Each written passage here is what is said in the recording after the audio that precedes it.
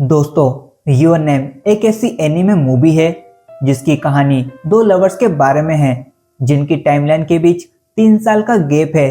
ये मूवी आपके दिमाग को सोचने पर मजबूर कर देगी कि आखिर यहाँ पर चल क्या रहा है, क्योंकि इसकी स्टोरी बहुत ही अमेजिंग होने के साथ साथ कॉम्प्लिकेटेड भी है।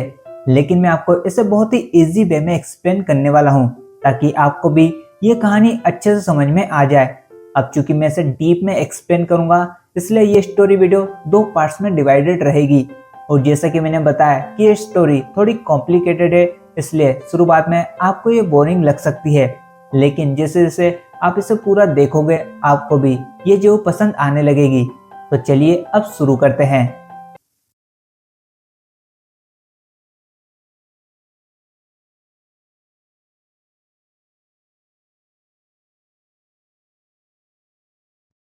तो कहानी की शुरुआत होती है एक लड़की से जिसका नाम मित्सुआ है, जो कि जापान के एक छोटे से गांव इतुमोरी में अपनी छोटी बहन और दादी के साथ रहती है। मित्सुआ एक सपना देख रही होती है जिसमें वो एक लड़के से कहती है कि क्या तुम मुझे भूल गए, मेरा नाम है मित्सुआ। तभी उसकी नींद खुल जाती है और जैसे ही वो नीचे देखती है उसे अपने गोलू मोलू दिखते हैं और वो उसे दबाने लगती है। तभी उसकी छोटी बहन यशुआ वहां पर आ जाती है।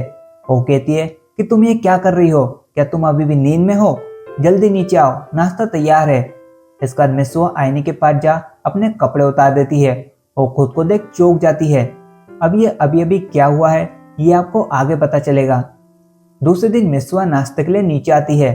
उसकी दादी और बहन कहती है कि आज तुम ठीक लग रही हो, कल क्या तुम्हारा दिमाग खराब हो गया था, तुम बहुत ही अजीब अजीब सी हरकतें कर रही थी।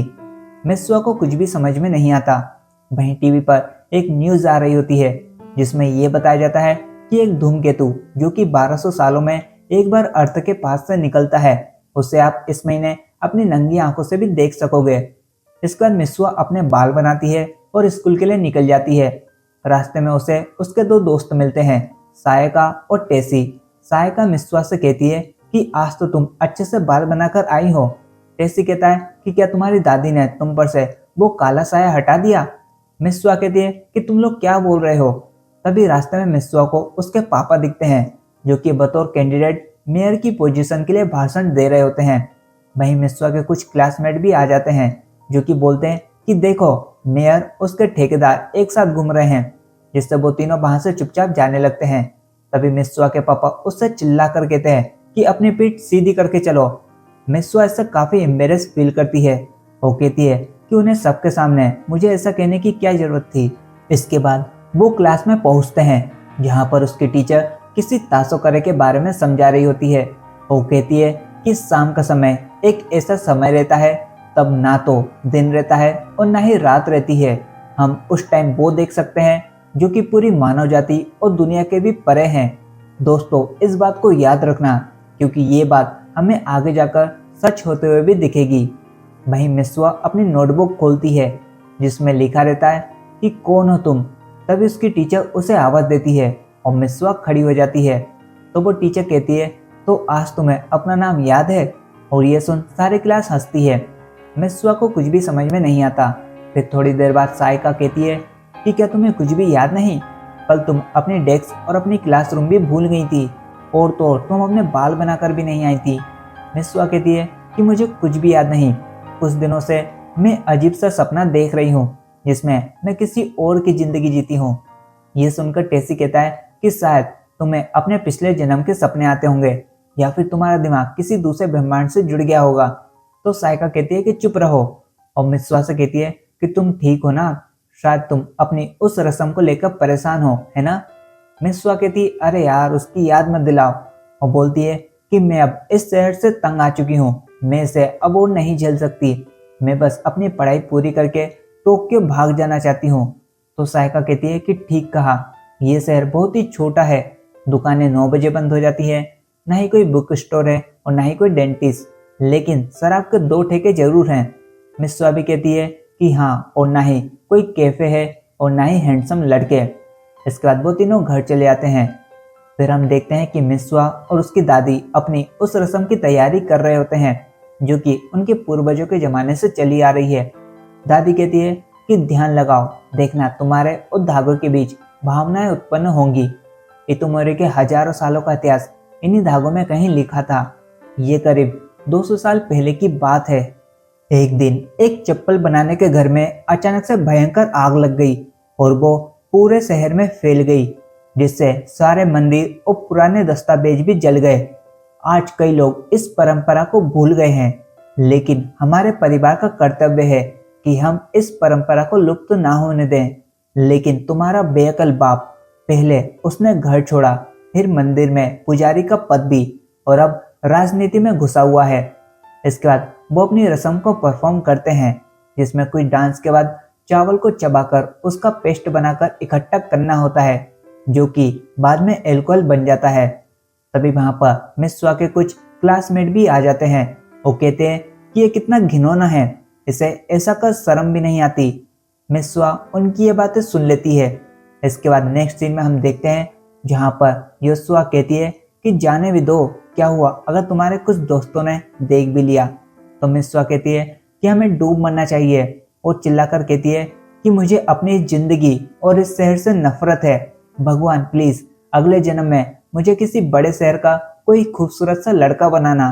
अगले सीन में हम एक लड़के को देखते हैं जो कि सोते टाइम अपने बेड से नीचे गिर जाता है और उसकी नींद खुल जाती है। वो बड़ा ही हैरान सा लगता है और फिर अपने प्राइवेट पार्ट को छूकर चौंक जाता है। तभी नीचे से उसके डैड की आवाज आती है, जो कि कहते हैं कि ताकि आज तुम्हारी बारी थी खाना बनाने की। खैर मैं चलता हूँ, खाना खाकर स्कूल चले जाना, चाहे लेट ही क्यों ना हो जाओ। ताकि बोलता है कि ये बड़ा ही अजीब सा सपना है।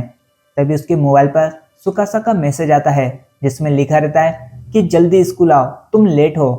ताकि बोलता है कि ये कौन है, एंड इसके बाद ताकि रेडी हो अपने घर से बाहर निकलता है और अपने सामने एक बड़ी सी सिटी देख चौंक जाता है। इसके बाद ताकि जिससे तैसे अपने स्कूल पहुंचता है, लेकिन ताकि को अपनी क्लासरूम पता नहीं रहती। इतने में वहां पर सुकासा आता है जिसने मैसेज किया था। वो कहता है कि आज तुम बहुत ही लेट आए हो, फिर चलो लंच करते हैं। ताकि बताता है कि मैं खो गया था।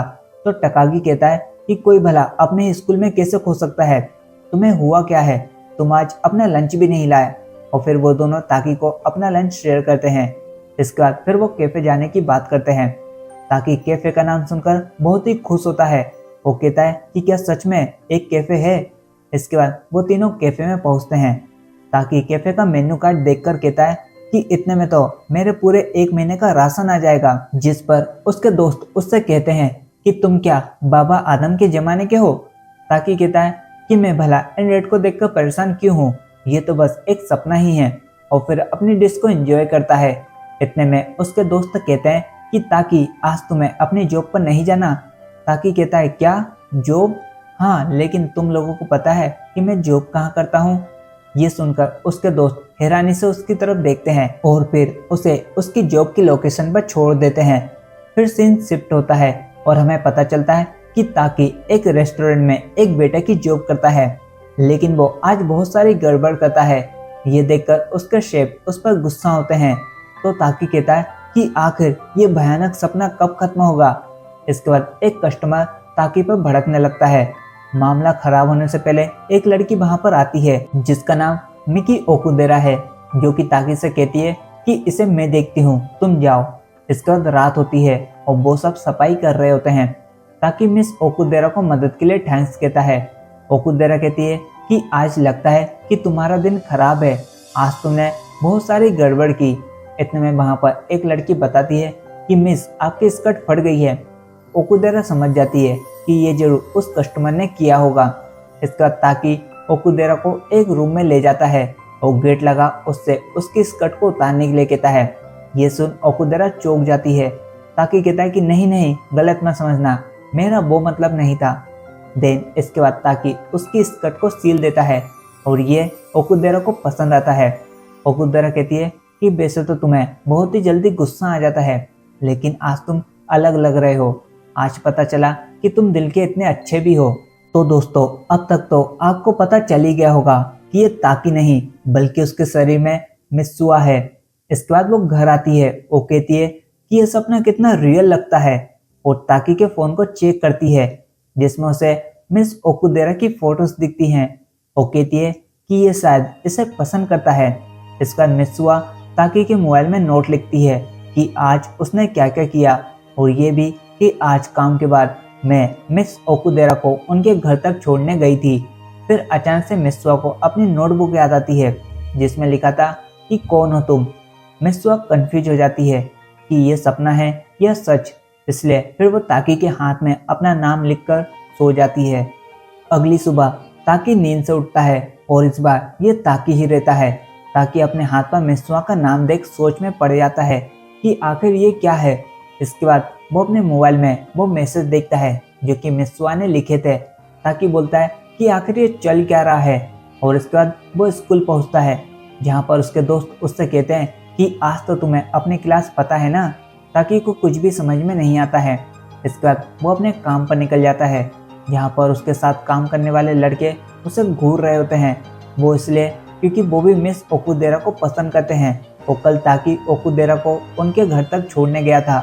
तभी वहाँ पर ओकुदेरा आती है और सभी को हाय कहती है एंड ताकि को आंख मारती है। ये देखकर ताकि भी चौंक जाता है। वहीं मिस्वा भी नींद से उठती है और उसके हाथ पर लिखा रहता है कि कौन मिस्वा, कौन हो तुम। उसकी छोटी बहन वहाँ पर आती है और कहती है कि क्या तुम्हें आज कोई भी उल्टी सीधी हरकतें नहीं करनी, जल्दी से नीचे आओ। मिस्वा कहती है कि उल्टी हरकतें। इसके बाद वो अपनी क्लास में पहुंचती है जहाँ पर सभी लोग उसे देख रहे होते हैं। मिस्वा सायका से पूछती है कि ये सब मुझे ऐसे क्यों देख रहे हैं।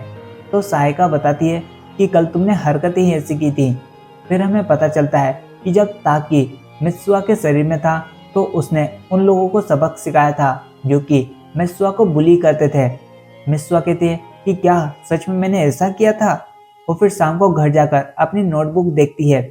वहीं ताकि भी अपने फ़ोन में मैसेजेस देखता है और फिर दोनों कहते हैं कि क्या वो सपना नहीं है, हम दोनों सच में एक दूसरे की जगह बदल रहे हैं, ये कैसे हो सकता है। अब इन दोनों को यह तो पता चल जाता है कि हर दूसरे दिन ये जगह बदल लेते हैं और जगह बदलने के बाद वो क्या क्या करते हैं उन्हें ना के बराबर याद रहता है। लेकिन आसपास के लोगों के व्यवहारों से उन्हें पता चली जाता है और दोनों ही एक दूसरे की जिंदगी में बहुत सी गड़बड़ करते हैं।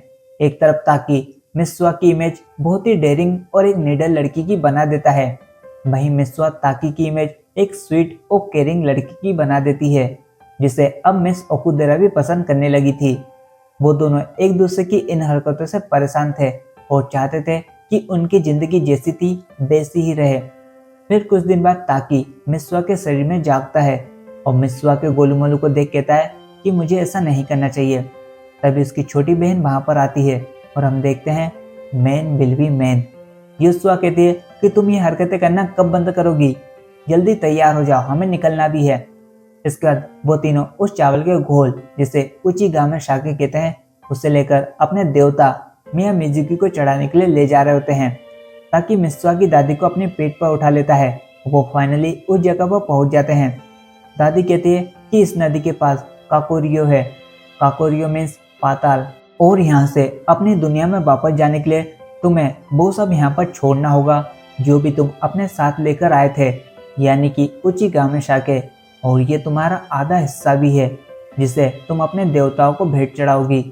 इसके बाद वो देवता को भेंट चढ़ाकर घर वापस लौट रहे होते हैं। युसो कहती है कि देखो हमें वहां से शायद वो धूमकेतु दिख सकता है। ताकि को समझ नहीं आता कि ये कौन से धूमकेतु की बात कर रही है। तभी उसकी दादी कहती है कि तुम अभी भी एक सपना देख रही हो, है ना। ये सुन ताकि चौंक जाता है। अगले दिन ताकि नींद से उठता है और उसकी आंखों से आंसू आने लगते हैं, लेकिन उसे समझ में नहीं आता कि ऐसा क्यों हो रहा है। तभी उसे मिस ओकुदेरा का मैसेज आता है तो उसे पता चलता है कि मिस्वा ने आज इसकी डेट फिक्स की है मिस ओकुदेरा के साथ। ये देखकर ताकि शौक हो जाता है और जल्दी से तैयार हो निकल जाता है। वहीं दूसरी तरफ मिस्वा भी अपने शरीर में उठती है और कहती है कि आज तो ताकि की डेट है, होप सब कुछ अच्छा हो। लेकिन तभी उसकी भी आंखों से आंसू आने लगते हैं और उसे भी समझ नहीं आता कि क्या हो रहा है। लेकिन असल में इन दोनों का दिल एक दूसरे को पसंद करने लगा था और दोनों के मन में एक दूसरे के लिए फीलिंग आने लगी थी।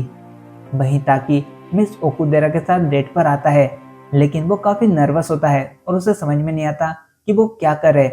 मिस ओकुदेरा भी कहती है कि ताकि आज ऐसा लग रहा है कि जैसे आज तुम नहीं बल्कि तुम्हारी जगह कोई और है। और फिर शाम को घर जाते हुए कहती है कि मुझे पता है कि तुम्हें मैं हमेशा से ही पसंद थी, लेकिन अब मुझे ऐसा लगता है कि तुम्हें कोई और पसंद है। और इतना के वहाँ से अपने घर के लिए निकल जाती है।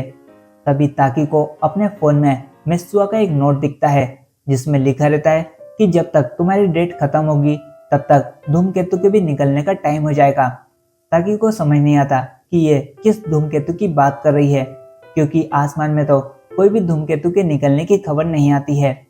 वहीं दूसरी तरफ सभी इतुमेरी के लोग एक त्योहार की तैयारी कर रहे होते हैं जो कि वो बरसों से पतझड़ के मौसम में बनाते हैं। वहीं मित्सुआ ने अपने बालों को काट लिया होता है, जिसे देख उसके दोस्त शौक में हो जाते हैं। तभी आसमान में सभी को वो धूमकेतु दिखता है। मित्सुआ भी इस खूबसूरत नज़ारे को देख रही होती है। तभी उस धूमकेतु का एक टुकड़ा टूटकर अर्थ की तरफ बढ़ने लगता है। और इस दिन के बाद से ताकि और मित्सुआ ने फिर कभी भी अपने शरीर नहीं बदले। ताकि हमेशा ही सोचता रहता था कि अगले दिन वो मित्सुआ बनकर उठेगा, लेकिन ऐसा नहीं हुआ। लेकिन समय के साथ साथ वो फिर सब कुछ भूलने भी लग गया था और उसकी जिंदगी अब पहले जैसी चलने लगी थी। लेकिन ताकि अपनी कुछ बची कुची यादों से इतुमोरी की पेंटिंग बनाता है जिसे उसने मित्सुआ बनकर देखा था, और फिर वो उसे ढूंढने के लिए अकेला ही निकल पड़ता है क्योंकि वो मित्सुआ से मिलना चाहता था। लेकिन तभी उसके पास सुकासा और मिस ओकुदेरा आती है। उन्हें ये तो पता नहीं रहता है कि वो किसे ढूंढने के लिए जा रहा है, लेकिन वो कहते हैं कि हम तुम्हें ऐसे ही कहीं अकेले नहीं जाने देंगे, हम भी साथ चलेंगे।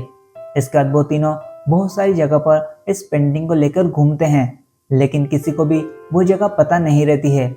और शाम होते वो फिर एक रेस्टोरेंट में खाना खाने के लिए रुकते हैं। तभी उस रेस्टोरेंट के मालिक को ताकि की वो पेंटिंग दिखती है। वो कहते हैं ये तो इतोमोरी शहर की तस्वीर है। ताकि इस नाम सुनकर कहता है कि हाँ, इतोमोरी यही तो नाम था, वो ये कहाँ पर है। तो वो बताते ही हैं। तभी ओकुदेरा और सुकासा को याद आता है कि ये तो वही शहर है जहाँ पर 3 साल पहले एक धूमकेतु गिरा था जिससे वहाँ के सभी लोग मारे गए थे। ताकि जल्दी से उस जगह पर पहुँचता है और देखता है कि यहाँ तो सचमुच सब कुछ तबाह हो चुका है। लेकिन ये कैसे हो सकता है, क्योंकि वो कुछ दिन पहले ही तो मित्सुआ के शरीर में इस जगह पर था। वो मर गई 3 साल पहले ही।